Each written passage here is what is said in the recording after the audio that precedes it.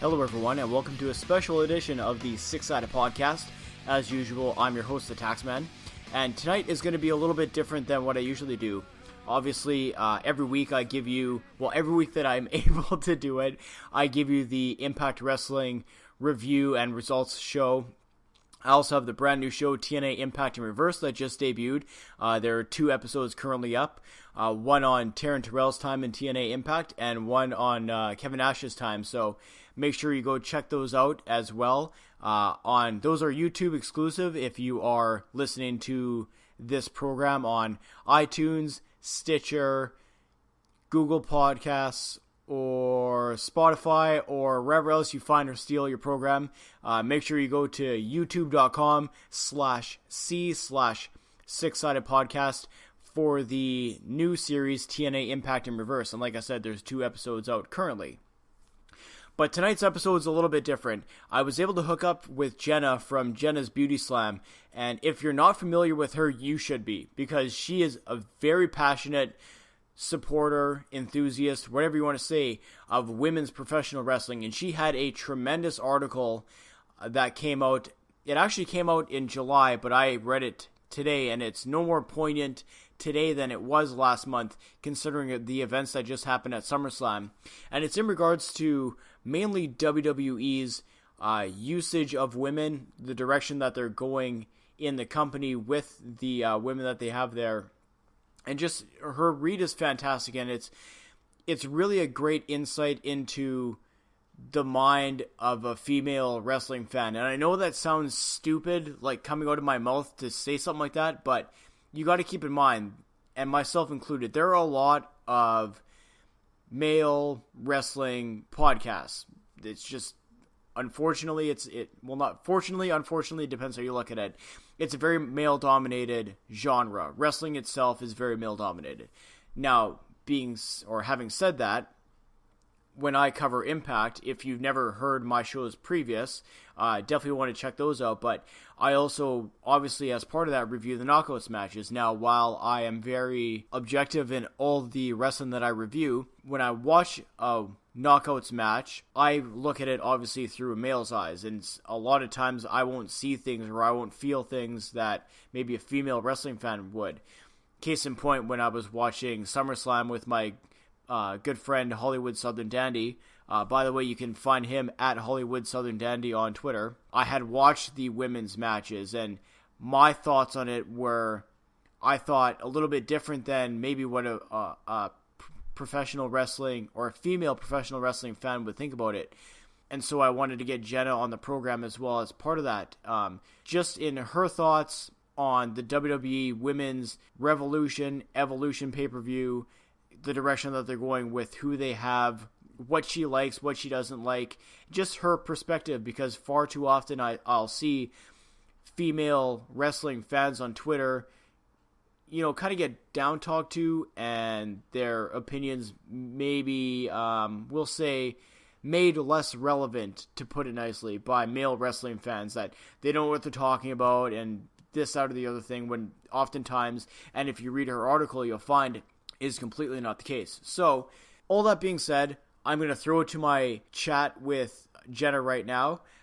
Like I said, we're going to focus mainly on WWE, although there is other promotions that we speak about as well. And this is honestly a fascinating look into the mind of a very eloquent, very well-spoken, very educated female wrestling fan who loves the product and loves the genre. And it was honestly a treat to talk to her, so I hope that you guys have as much fun listening to this as I had hosting it. So I'm going to throw it right now to my chat with Jenna. So I'm very happy to be joined this evening by Jenna.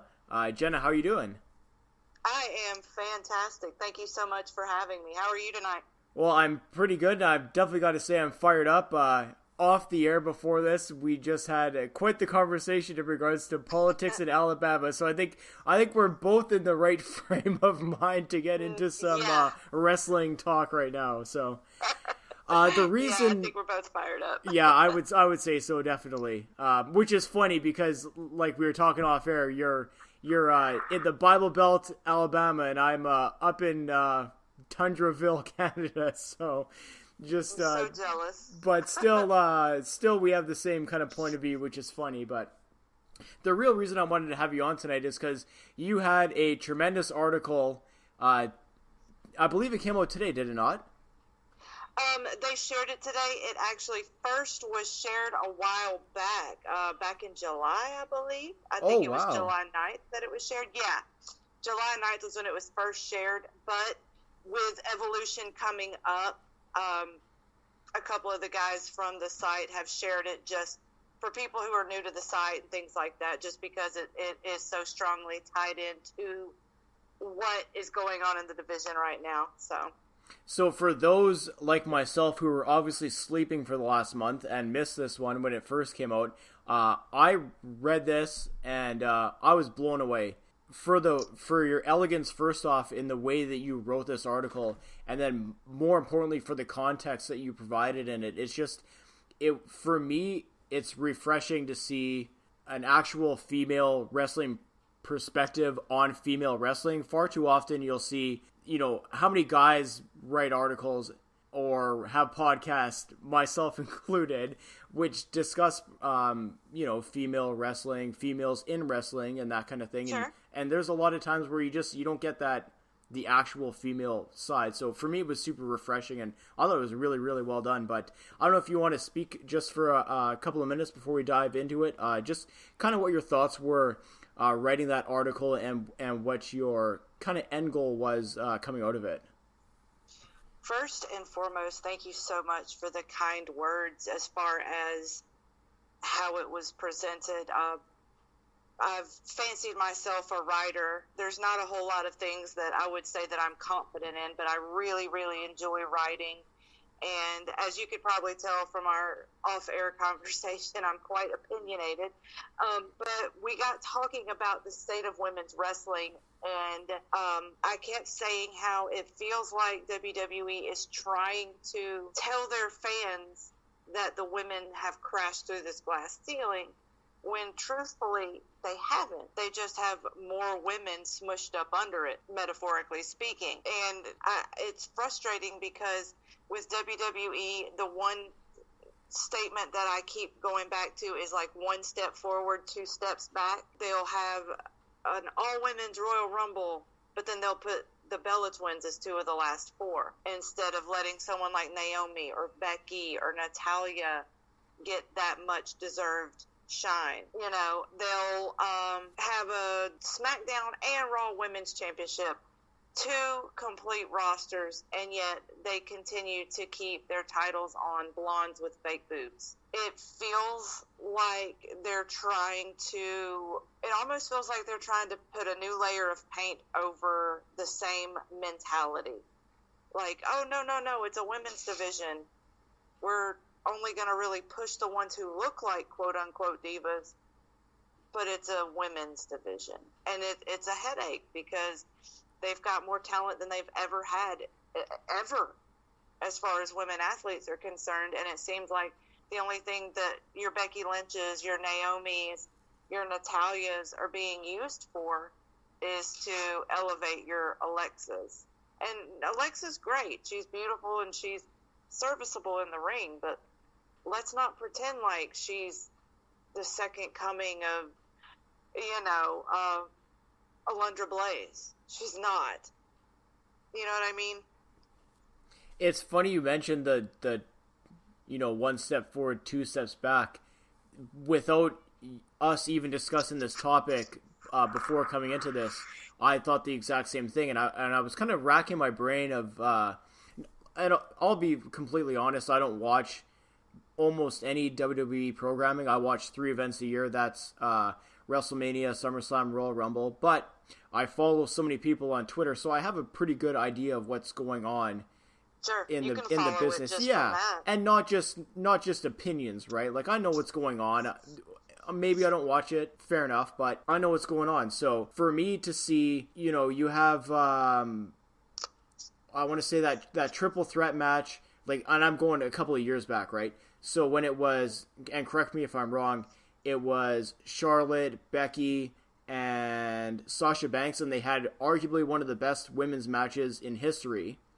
And then you look at what happened after, well then Sasha now is in, like, obviously we're fast forwarding a couple of years here, but Sasha's in a essentially psychologist driven storyline with Bailey for some reason that doesn't make any sense. Then you have Becky, who is obviously one of the most over baby faces on the program that they're trying to make heel for some reason. And then you have Charlotte, who's just...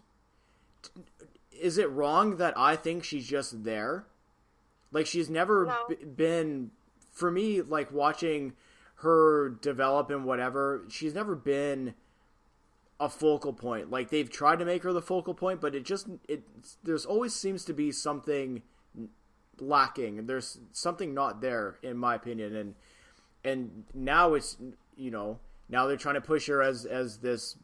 queen don't baby let anyone face. From WWE let you say that, because if anyone from WWE has their way, they're going to tell you that Charlotte is the single best woman to ever lace up a pair of boots, that she has more ring awareness. I mean, JR was tweeting out that she has more ring awareness than half the men on the roster, and I'm thinking, are you watching the same matches I'm watching? Because Charlotte is not bad. Don't get me wrong. She is very capable.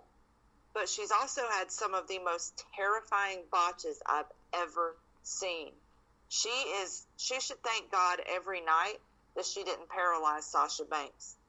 And every single time Charlotte botches, when you watch it, you're like, what the hell were you even trying to do? Every single time she botches, it looks like she's going for some superstar look at me move. And it just implodes spectacularly. And you want to ask me, what the hell were you trying to do? That doesn't even... What were you doing? The other part of that, too, is... I don't even know if she can tell you.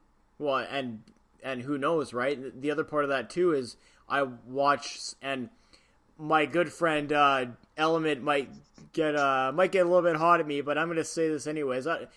Sasha, to me, she just ragdolls herself so often that I watch her in a match, and I just cringe. And I'm like... You're going to be dead by 30. Like, there's no way that the way that you're working in the ring, the way that you don't protect yourself, and all of these other, then you factor in, okay, who's she in the ring with and all that, this, that, and the other thing. There's no way that this is sustainable. Like, it can't be. Like, I watch her work and I'm like, Jesus, like, do you not understand, like, the amount of danger you're putting yourself in all the time? Like, when she takes those ugly bumps out of the ring, like, through the ropes, and she's, like, going backwards head first into whatever, like, the barricades or even the floor, and it's totally unprotected. And I watch these, and I'm like, what the fuck? Like, with everything that we know nowadays, and, like, truth be told, there's lots to learn still, but about head trauma and concussions and all that, and you're still allowing yourself, like, I understand she's 110 pounds or whatever, but still, like, that's a lot of force. Like, that's concussive force. Well, I mean, at the same time, AJ Lee was able to sell moves from powerhouses with authority, and she was able to bump like a boss, but she didn't endanger herself. I never, and granted, too, I wasn't watching religiously back then, but I never saw AJ Lee take a dangerous bump. Like, I've seen her do dangerous moves, and those are two totally different things, right? Yeah. But to leave yourself that vulnerable, and I never saw her do it. And thank God that she, stepped away when she did. If this is the way that they're going to work now with the girls and just kind of let them run roughshod, they're playing a real dangerous game, I'll be completely honest. Well, it's just... I feel like they went from 0 to 100 with the women, because for so long, like even Eve Torres was saying it. I don't know if you have the network, but they do the table for three, where people get together, have a meal, and kind of talk. And they did a recent table for three with Maurice, Eve Torres, and Kelly. And you heard how I paused. Kelly. And to hear Kelly speak, she thinks that she's like this trailblazer, and I'm like, honey, the only thing you blazed a trail in is like the right side of half the roster's beds. Like, you didn't blaze a trail for anything. The only thing she blazed a trail for was the door to the next guy's room. Exactly. Oh, and I can say that stuff because it's my program, and I can't get in trouble in my own program. And you're talking to a woman who's not going to get all SJW on you. Yeah. No, if it's true, it's true. You know? Oh my God, you're slut shaming. Oh, really? it's not. Disclaimer, I am not like that at all, but I will make jokes when things are, warranted. Yeah, and it's all in good fun to a point as well, but getting back to your point, so do the table of three. But yeah, they're talking about it, and like Eve said, she was talking about how it was kind of frustrating to hear them talk women's evolution, women's revolution. And to be fair, Eve Torres was outstanding in the ring for as much as she could be in the ring. That's a gifted athlete. And Maurice was very good in her role. Maurice is still very good. I know people are knocking this, her teaming up with the Miz thing. She can handle it. She can hang. Maurice is all right. But like she said, we did as much as we could when we were given 5 minutes total, including entrances. And that's true. They weren't given any time. And it seems like they decided, okay, we're going to go from 5 minutes, including entrances, to 20-minute matches. And there was never really a period of time where they built up to that. They just went from being the piss break match to being a featured match. And it shone a light on a lot of the inadequacies still in the division. A lot of the women were not ready to jump from a 5-minute match to a 15-minute match. You're left very, very exposed out there if you haven't been working 15-minute matches. And so there were a lot of botches and a lot of near misses. And even still, because it's just a fact of life that the pretty girls are going to be more popular than the, I guess you want to say, not so pretty girls. If you notice, like, and I said this on YouTube, of course, people wanted to bicker with me and nitpick, but every single woman, even now, is pretty. You might not find her attractive, but every single woman on the roster is pretty. And so there's always going to be a need for the eye candy element. And so you're going to end up with Charlotte's and Becky's and Natalia's who can absolutely go, but you're also going to always have a Carmella, a Lana, who can barely walk and talk at the same time, but because guys want to see them scantily clad, they're in the division. And so it's, again, 1 step forward, 2 steps back. Yeah, I was just going to say that exact thing. You can have all the talented female workers in the world, and almost they do, but unfortunately there's still that, well, they got to be this, pal, or they got to look like this, pal, or women can't do, you know what I mean? It's just, it's that, it's the standard, like, and you made the point, like, 15, 20 years ago, it was all bra and panties matches and mud matches and whatever. It's maybe not that neat anymore, but you still have the catty. Like, how many storylines are still the catty female, or it's still body shaming, or it's still... Oh, yeah, the last part of my whole article was about that, how WWE and a big part of WWE's problem today is that they have a creative team of like 15 people who are all washouts from Hollywood. They're all people who couldn't cut it in television, people who couldn't cut it in advertising, people who washed out of the movie industry. None of these people know wrestling. You might have a couple who were fans of it growing up, but they don't know how to write compelling storylines. They don't know how to put together an angle that makes both people look strong but elevates one. They don't know how to do any of that.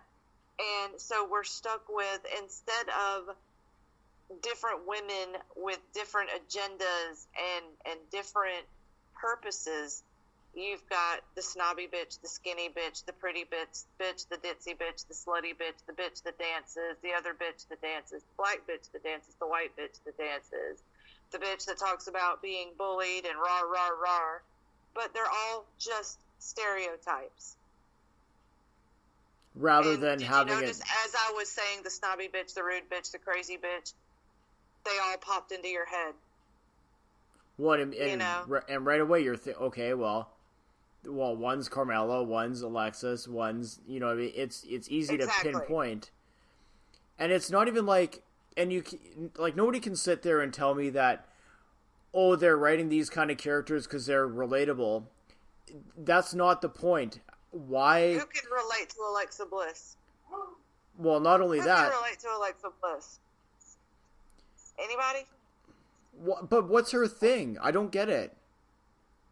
Exactly. That's what I mean. What is there to relate to? She's pretty, and everyone calls her the goddess. How is that relatable? And I mean, like, the one girl that everyone truly does love and relate to is Becky Lynch, and of course WWE. And I called this, if you go back on my Twitter from the night of SummerSlam, I said, watch. They're going to put the title on SummerSlam, even though the crowd has been begging for Becky to get the title back. And sure enough, and I said, now watch. If she attacks her, it'll be solely because they want to get sympathy for Charlotte. They don't give two shits about Becky. They just want to make sure they get pity for Charlotte. And sure enough, Becky's walking out of the arena, and a sold-out crowd is yelling, "You deserve it. You deserve it." But instead, the camera's focused on Charlotte, boo-hooing her eyes out. Yeah. And I actually tweeted out, WWE, for God's sakes, listen to your crowd. Just once. Just listen to your crowd. For me, it's so mind-boggling that company just refuses to allow somebody to get over organically. Like, they just, to me, they seem like they have to control every message all the time. So when you have someone like the Becky situation, it's very obvious that right now she is the most over babyface female on the roster. Case closed. Sorry, but it's true. But they won't allow it because they didn't create her to be that way. Or it's even like you had written in your article about how Charlotte is like she's a natural heel. It's like, it's no different than Ric Flair was a natural heel. I didn't want to see Ric Flair, try and get sympathy from the crowd and whatever. I want to see him talk about fucking gators and fucking broads and hitting limousines and jet flying. Woo! I wanted to see that. That's what I wanted to see. When I see Charlotte Flair, I want her to be the heel, doing that same thing, doing the strutting, doing all those great... I won't lie, I feel like Charlotte has never had a character of her own, and I feel like Charlotte is like walking, talking, living, breathing, embodiment of WWE's inability to create new stars, and they're constantly just trying to regurgitate old ones. Look how they're booking Evolution. Trish versus Alexa. I understand wanting to give Trish a little shine, and that's cool, because Alexa, I've been saying it for 2 years now, Alexa is the new Trish. That is how they're packaging her. She is their new Trish. So to see them meet up is kind of cool. But why can't we cultivate what we have? Why are we pulling from the past? And that's the thing with Charlotte. We know who her dad is. We get it. Does her theme song really have to be his theme song? Does she really have to wear the robes? Does she really have to say woo? Does she really have to do chops and the figure eight? I mean, does everything have to be a rehash of what her dad already did? See, I don't mind. I don't mind if she's gonna pull pieces, but she should be pulling pieces that make sense for her, rather than when I said the part about strutting, I didn't mean she should be doing the physical Ric Flair strut, for example. But what I mean is, she should have that heel swagger, right? She should be able to go out there and say, "I'm Charlotte," not Ric Flair's daughter. "I'm Charlotte. This is who I am," or "This is what I am." Rather than, I see what you're saying. You're absolutely right. Yeah, rather than being like you said, the rehash or whatever. And then right, you're absolutely right. The other part of it too is, and I want to get your thoughts on the Evolution pay-per-view, because it seems to be a real sore spot for a lot of people, and I kind of want to get your thoughts on it too. But I had tuned in late to SummerSlam, so I missed. I think by the time I started watching it, it was at the AJ Styles and Samoa Joe match. But anyways, I was able to see the Ronda Rousey match, and this is what I wanted to ask you about specifically. So Natalya comes out, which I didn't agree with, but they brought her out before the match, and obviously she gets a huge ovation. Sure. You have the champ come out first, which I hate. I always hate when the champ comes out. The champ's supposed to come out last. And then Ronda comes out, and obviously she's got the pop. But so, and I'm not going to get into how she looked that night, although I didn't like it. I will say that. As a makeup artist, I will. So, okay, so maybe you can speak on that, but as a male demo, I'm not going to get into that part of it. But what I do want to get into, so Ronda wins the match. Natalya comes in the ring because they had some sort of connection since Ronda's been in the company. She has been, actually, she's been the person who has been training Ronda. She's the person who's been traveling with Ronda and working with her in the ring day in and day out. Okay, so they have an actual tangible connection. They have a legitimate connection. Yeah, they do. So I'm watching this on TV, and I'm like, okay, this makes total sense. Like, now I understand why that Natalya came out, because this is a big moment, and this, that, and the other thing. And then I looked at my phone for a minute, and I looked back up, and the fucking Bellas are in the ring.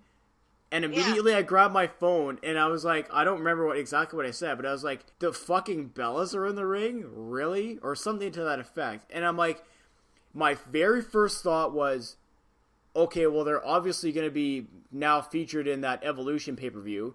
And then my second thought, like right after that, was like, oh, fuck, it's because they're going to get in a premier spot. So of course they are. Now I want to, like I said, kind of get your thoughts moving on to the Evolution pay-per-view. I know, obviously, we had also talked a little bit before this. Your we'll say dislike for the Bellas, but I kind of want to get your idea of how you think this pay-per-view is shaping up, and what are your expectations? Like, are you expecting to be let down? Do you think it'll meet expectations? Do you think it'll be better? I kind of want to get your perspective on it. As with everything that the WWE does, I am cautiously optimistic. Like, I want to believe it's going to be good. It frustrates me to no end that, and for future reference, everyone, I have been calling the Bellas the Belladashians for years, because they are Kardashian wannabes. That is what they are. They want to be the Kardashians so bad they can't stand it. So the Belladashians, that's what I keep telling people. People keep asking, why? Why are they still here?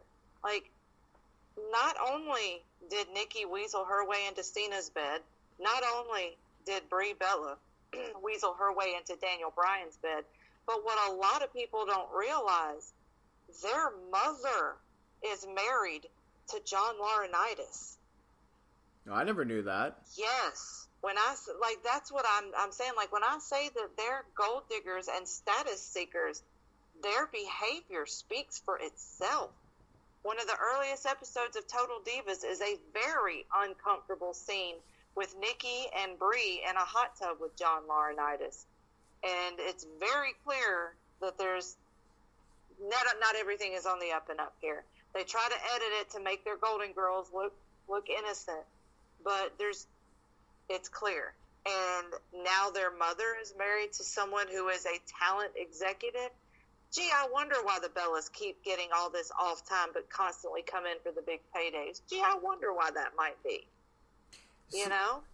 Meanwhile, you've got Charlotte, Sasha, Bayley, Becky, Naomi, Lana, Dana Brooke, all of these girls busting ass and hitting the roads 300 days a year, working house shows, working Raw, working SmackDown, selling merch, and doing their jobs, only to have to take a back seat for useless Nikki.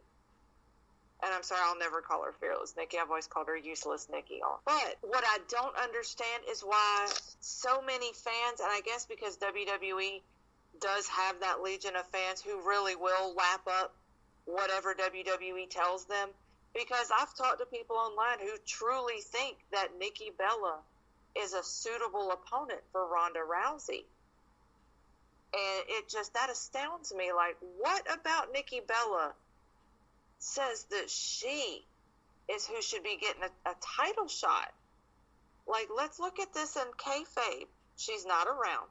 She doesn't travel. She doesn't compete. She has not been a part of any major storyline. The last time she was in the ring was in January at the Women's Royal Rumble in a spot she didn't deserve. And everyone's like, well, she was the longest reigning Divas champion. Well, she was the longest reigning Divas champion for one single solitary reason. Because before that, it was AJ Lee, and she had left, and the WWE wanted to thumb their nose at AJ Lee. So they put the title on the very next person that happened to be Nikki Bella. Screw it, it's John Cena's bed buddy. Give her the Barbie belt and let her run with it. That's why that happened. Well, and then you reaped what you sowed, because how many years then was, like you said, the women's matches was the bathroom break or the popcorn break or whatever, yes, whatever you want to say, right? And when you talk to wrestling fans online, and I know this because I have actually polled this question on my YouTube channel, on my Instagram, and on my Twitter. I'm like, I want you to, and I've asked people, I said, name 3 women who, when you think Divas division, you think of. And by an overwhelming majority, I got Kelly Kelly, Brie Bella, Nikki Bella, every time. They are relics of that era. And for my money, the division has long ago left them behind. And you hear people say, and you always hear people say, oh, but Nikki's improved. Nikki's improved. And that's my next argument. Like, okay, she's improved, but she's still not good. I've still never heard anyone say how good she is, just that she's improved. Well, hell, I could improve if I was in there day in and day out. It still doesn't mean I'm good.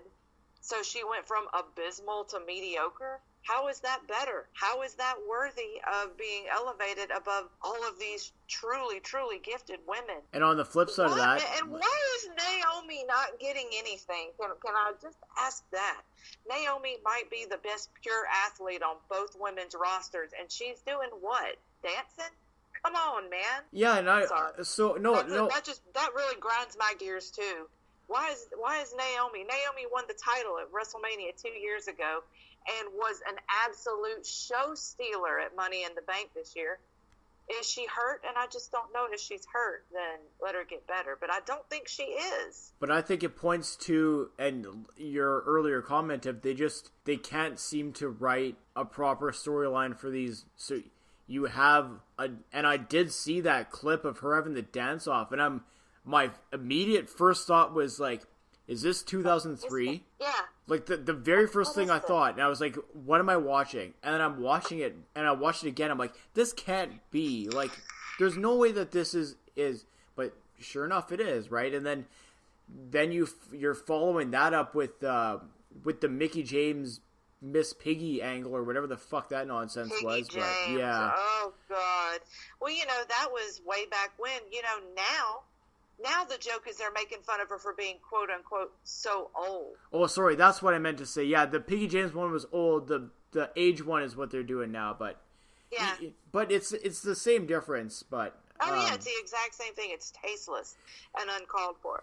Okay, so just keeping, because I don't want to get too off topic from the Evolution pay-per-view. So obviously, like neither of us thinks that the Bellas deserve to be in any sort of prominent role, but and then you were saying that you are cautiously optimistic that they're going to do this in the right way. I have to agree. I'm kind of looking at this thing like I don't want them to fuck this thing up, you know what I mean? Because if this goes sideways, and I'm talking like if this thing is panned by everybody, that might be it for a long time. Like, they almost need this thing to go off well. And I don't mean that they need the girls to go out there and kill themselves for the 5-star, Meltzer matches. I'm not getting at that. But what I am saying that it should be a cohesive show that showcases the best in that women's division, like the Beckys, like Charlotte, like, Naomi, you go down the list,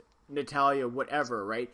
You should be using this pay-per-view to showcase the best of the best. What I think is going to hurt this thing, and maybe you'll agree with me, maybe you won't, is if they put the Bellas in, shall we say, Total Divas-esque storyline on that show, because it doesn't deserve to be there. Or if they have Stephanie McMahon now all of a sudden has a prominent role in the show and she's being Stephanie McMahon. Like, there are things like that that don't need to happen in the show that will really hurt it, in my opinion. They should be having this one as... This should be a showcase of, we have the best women talent in the world. Debate it all you want. Obviously, there's others that are fantastically talented that aren't in that roster. But I'm talking about in terms of a fully assembled group of female talent. Arguably, they have the best in the world. Showcase that. I don't want to see the fluff. I don't want to see dance-offs. I don't want to see catty girl fights. I don't want to see any of this nonsense that they've been doing for the past X amount of years. I want to see, you have the best women in the world, prove it. Yeah. I want them to go out there and prove it. Well, going into Evolution, I know WWE's desire to get nostalgia pops. There are only 3 women from the past who should be allowed to be pulled back. Of course, one is Trish, Lita, Beth Phoenix. Those 3 all deserve spots on the card. Now, from what I understand, Beth Phoenix is actually going to be doing commentary for it, so I don't see that she'll be competing. But I imagine Lita will have a match, and she deserves one. Again, it's a showcase match, and I think Trish and Lita both, after watching their performances in the Royal Rumble, I think they're both very content to come back, get their spots in, and then elevate this group of women. Like, they get it. So I don't have any issues with them coming back, and it's good to see them in the ring again, because they were the trailblazers for this, not Kelly friggin' Kelly. I agree with you there. I would love to see them come in and shine up whoever, and they don't need to be in there with a green horn, right? They need to be in there somewhere or with someone who is deserving of that rub. That's why I think Trish versus Alexa Bliss is just a great match, because ever since they started like Harley Quinning up Alexa Bliss and doing the pink pigtails and the Little Miss Bliss and really giving her a little bit of an edge, and I thought, man, the blonde hair, the blue eyes, and once she went out and got herself some store-bought boobies, I thought, oh, good Lord, she really is the next Trish, And all power to her, but you can just tell WWE wants to put their money behind this girl, because she's the very first woman of pay-per-views marketing was ever centered around. No Mercy last year, they literally centered all of the ad campaign around her. That was huge. So yeah, getting the match against Trish Stratus, for my money, that's just as big as the Ronda Rousey match. It's Trish friggin' Stratus. I know a lot of these younger fans don't get it, but I would almost, if I was on the roster today, I would almost rather get in the ring with Trish than Ronda Rousey. Rousey is green. I'm sorry. I know everyone wants to kiss her ass and, oh, she's such a friggin' superstar and blah, blah, blah. But all she can do is an arm bar.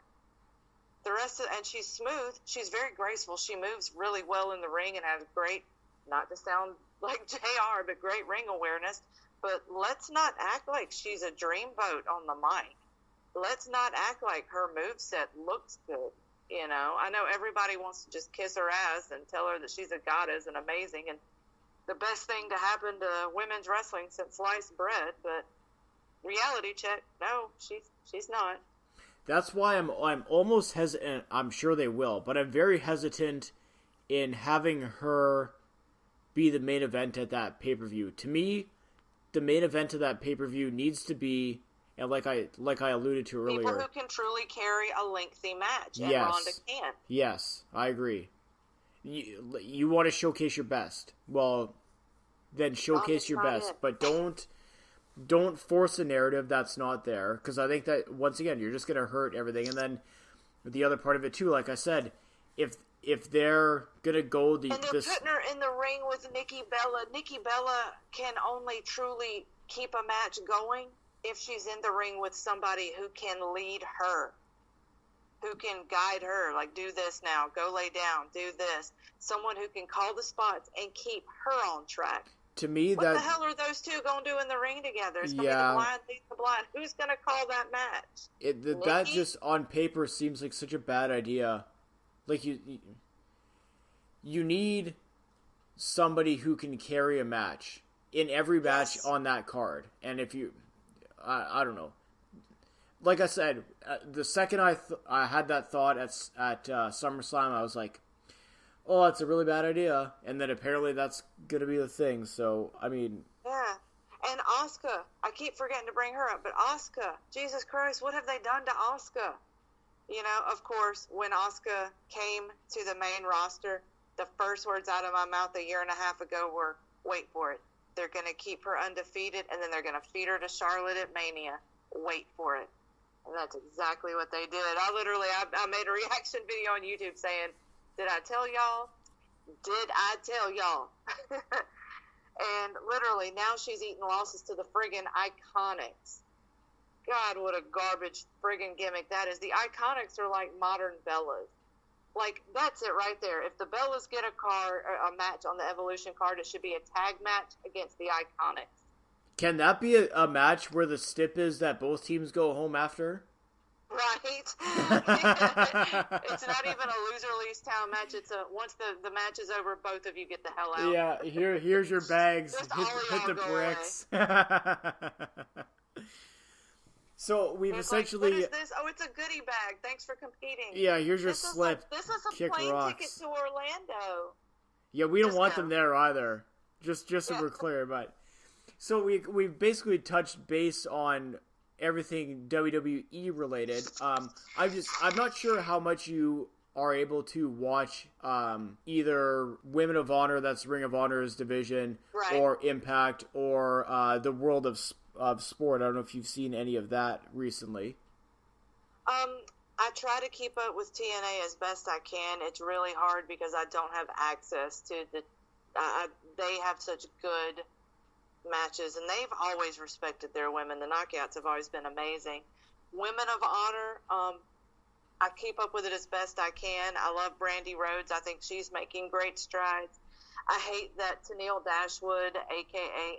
Emelina, unfortunately is on the shelf for... Hopefully she'll be back sooner rather than later. So correct me if I'm wrong. I'm glad you brought that up. So it came out this week that she has, is it an advanced form? Yeah, so but it covers like all of her. Yeah, it was, she was saying that, and I have girlfriends who have psoriasis. Like, in some situations, you really can keep it under control with like diet and vitamins and certain creams and things. And then sometimes just stress or hormonal changes, changes in the weather can all just basically team up against you, and it will spread in a matter of hours. And apparently, like, she had to check into a hospital. Like, it covered every inch of her body to the point that, like, if she even moved, it was just crippling pain. Yeah, I don't wish that on anybody. No, that's scary. And obviously, hope that she gets better out of that. Yes, definitely. So the reason I ask about these other, and then also, I'm not sure, will you be catching the Mae Young Classic when that airs? Yes, and not to toot my own horn or anything, but over on the Wrestling Estate, Jack Goodwillie and I did a very lengthy deep dive into the bracketology of the entire Mae Young Classic, just discussing everyone competing in it, who our favorites are, who we think should make it all the way. So definitely, if you're interested, check that out. And just to plug that one, where can they find that one? It's on thewrestlingestate.com. Yeah, it's, let me just pull that up real quick, like. But yeah, it's easy to find, thewrestlingestate.com, and you can just check. We keep a running tab of all of our current articles and all of our current podcasts, and it's on the front page, breaking down the Mae Young Classic, published by Jack Goodwillie. Just go to thewrestlingestate.com, scroll down, you'll see it, breaking down the Mae Young Classic. Beautiful. And just while we're on the subject of women's wrestling, I'm curious what your kind of thoughts are in terms of the progression of women's wrestling, not just in terms of this year, but moving forward to 2019, 2020. Would you like to see more of these all-female pay-per-views? Do you want to see more of a female presence on a main event level in more promotions? Or are you kind of on the fence of, okay, let's see where this Evolution pay-per-view takes us and maybe take a step back for a second, just let the field play out and then move forward? I'm curious what you think about the direction that you want to see things progress. Really, for years now, I have been a big fan of like Shimmer and Shine and Women Athletes Uncensored and companies like that who have continually been all-female promotions and who have continually created, polished, and honed the craft of Mercedes Martinez, Lufisto, Jessica Havoc, Madison Eagles, Cheerleader Melissa, Portia Matthews, or is it Portia? I forget her last name, but Nicole Matthews, Portia Perez, that's her name. So many of these girls who have just been absolutely killing it, and I feel like have never had a big enough stage like they deserve. And the WWE has kind of gone through and handpicked, like Ruby Riott spent some time in that scene, and we all know that Bayley competed in Shimmer and Shine as Davina Rose. And so we do have a handful, a very small smattering of the girls in WWE today who have that background. But for the most part, we're looking at a lot of like Liv Morgans and Mandy Roses who just came up through the WWE system and don't have the seasoning of a well-traveled veteran who has crisscrossed the country and worked in armories and VFWs. And I think that goes a long way to making you a tough as nails, take no shit competitor. I think having an all-women's pay-per-view for WWE, it's not going to break that glass ceiling yet. I think that I feel like WWE's fandom, I see still on their Facebook, on their Twitter, on their YouTube videos, to this day, I still see way too many. They're just eye candy. Just tell them to get naked. Just tell them to take their tops off. Yeah, There's which is a way total too shame. much of that still in the WWE fandom for the women to make a huge leap. They're going to be, it's going to be like running in a hamster wheel for a while. They're really going to have to persevere and just keep being a presence and keep doing the best they can do and keep putting on good matches and just prove it night after night, event after event. Because a pay-per-view, we saw it like they bungled the end of the Women's Royal Rumble, drove me nuts. Off subject, I'm the world's worst about tangents, but literally, but I love them. I love it. Asuka wins the first Women's Royal Rumble, and instead we all stare at friggin' Ronda Rousey awkwardly pointing. Yeah, that was atrocious. Necessary? No, it wasn't necessary. Ronda, go sit down. You know, it just pissed me off. But anyway, yeah, one single solitary event is not gonna do it. It's gonna take persistence and continuity, and it's going to take writers giving them material that is believable and good, and it's going to take the women just believing in what they're doing and continuing forward. So while we're on I believe in it. Well, yeah, and obviously no more is that prevalent than, like I said, the article or your tremendous YouTube videos, which I always get a kick out of. Thank you. The one other thing I wanted to ask, because it does relate to women's wrestling, just curious, what are your thoughts on kind of this new rise in appreciation of intergender wrestling? I'm curious if you like to watch it, if you're opposed to it, kind of what you think about it. I'm torn on that. I really am, because on one hand, you've got people like Candice LeRae who are just bona fide ass kickers. And she truly was going toe-to-toe. And I don't... It's not that I don't think women can hang, because these women are just as well trained and have put in the same hours and et cetera, et cetera. from a safety point of view, it's what worries me. And as silly as this sounds, the women have to do so much extra as far as appearances are concerned. All of those women having extensions, making their hair waist length. All of them have false eyelashes on. All of them have press-on acrylic nails on. All of them have breast implants. You know, it's dangerous because the men don't have to think about those things. Seth Rollins doesn't have to worry about popping off a nail. You know, Dean Ambrose doesn't have to worry about his extensions getting caught in something and being snatched out of his head. These girls, it's hard. I've always thought that to a degree, the women couldn't focus 100% on putting on a good match because they have to be cognizant of the fact that that waist-length hair could get caught in something. You know what I mean? And as someone who's worn acrylic nails, you break it, it hurts. You could rip your whole fingernail off. You have to be very careful. And just little details like that, the men don't have to think about it, so it always makes me worry that in the heat of throwing and going, there could be an accident, something could get caught, something could snap, something could break. And we all know with Charlotte's recent injury, Charlotte had an implant rupture and had to go and get that redone.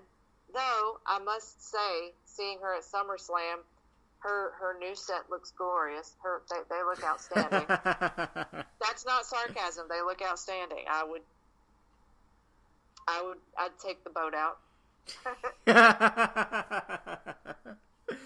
And if that's not the icing on the cake, that is this episode of podcast, and I don't know what is. My God. Okay, so before we get out of here for the night, is there anything you want to plug before we say goodnight to everybody? Yeah, sure. Guys, you can find me on YouTube. I am the internet's girl next door. You can find me at Jenna Lee's Beauty Slam. Do not let the word beauty fool you. I talk about everything from pop culture to pro wrestling to, beauty every once in a while. Follow me on Twitter. I am Miss Jenna_Lee. On Instagram, I am Jenna's Beauty Slam. That's my newest wrestling-themed account. Definitely follow me and show me some love there. And I do little mini day-to-day vlogs on my Snapchat. I am Cute Cat Lady.